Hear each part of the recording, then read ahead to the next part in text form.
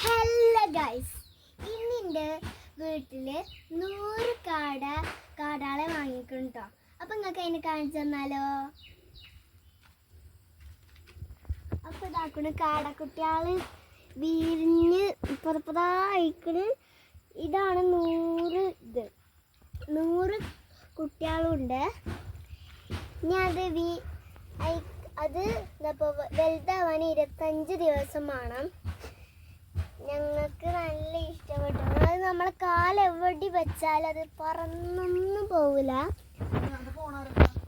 നോക്കും ഇപ്പയാണ് ഇതിനൊക്കെ തീറ്റ കൊടുക്കല്.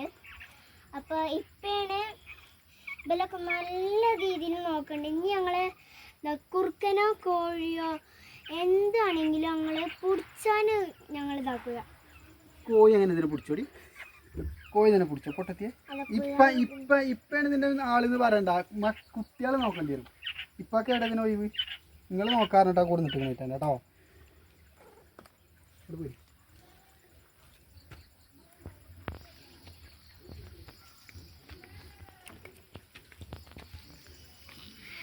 അപ്പോൾ നമ്മളിനി വീട്ടിലേക്ക് പോകാൻ നിൽക്കുകയാണ് കേട്ടോ. ഇനി നിങ്ങൾക്ക് നാളെ വേറെ ഞങ്ങൾ ചാനൽ എടുക്കും. അപ്പം നിങ്ങൾക്ക് അതിനില്ലേ കമൻ്റൊക്കെ എല്ലാവരും ഇടണം കേട്ടോ. നിങ്ങൾ സബ്സ്ക്രൈബും ലൈക്കും ചെയ്ത് നല്ല സങ്കടമുണ്ട്. അപ്പം നമുക്ക് വീട്ടിലേക്ക് പോകുമ്പോൾ അല്ലേ ഇത് കാണാം. വീട്ടിലേക്ക് പോകുമ്പോൾ ഇതിപ്പോ വീടിന്റെ മേലെയാണ് കോയാളെ കൂട്. അപ്പോൾ ഇവിടെ പണിക്കാർ വന്ന് സെറ്റാക്കി ഇതാക്കിക്കണു. ഞങ്ങളെ വീട്ടിലേക്ക് ഇങ്ങനെ നടന്ന് പോവാ കേട്ടോ. ഇങ്ങനെ നടന്ന് പോകുമ്പോൾ വർത്താൻ പറയാൻ എന്തൊരു രസം അറിയോ. ഇപ്പൊ കുറച്ചേരായി ഇപ്പൊ മഴ പെയ്തിട്ടോ. അപ്പൊ നല്ല തണുപ്പുണ്ട്.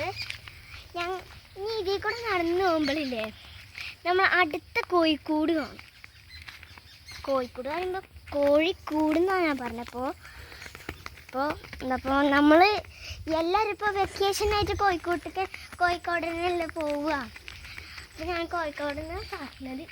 അപ്പോൾ നമുക്ക് കോഴിക്കോട്ടേക്ക് പോവാം. ഞാൻ പറഞ്ഞില്ല നേരത്തെ തള്ളക്കോയാള് കോഴിക്കുട്ടികളെ കൊത്തുന്ന്. അപ്പൊ ആ തള്ളാണ് ഇത്.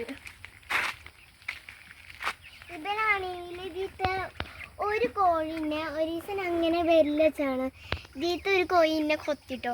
അതിൽ ഒരു കോഴി മുട്ട വിരിഞ്ഞിട്ടുണ്ട് കേട്ടോ. ഞാൻ കാണിച്ചു ഇതിലുണ്ടറിയില്ല. അതാക്കണ്ടോ അതിൻ്റെ അടുത്ത് അവിടെ ഒരു കോഴിക്കുഞ്ഞുണ്ട്. തള്ള കോഴി ബ്രൗണും ആണ്, ചെറിയ കോഴി കറുപ്പും വെള്ളിയാണ്. ഇപ്പൊ പോവുകയാണ്. ഇപ്പൊ ഞങ്ങളെ വീടിൻ്റെ തൊട്ട് ഫ്രണ്ടിലാണ് ഞങ്ങൾ ഇപ്പോൾ നിൽക്കണേ. അവിടെ തന്നെയാണ് കോഴിക്കോടും.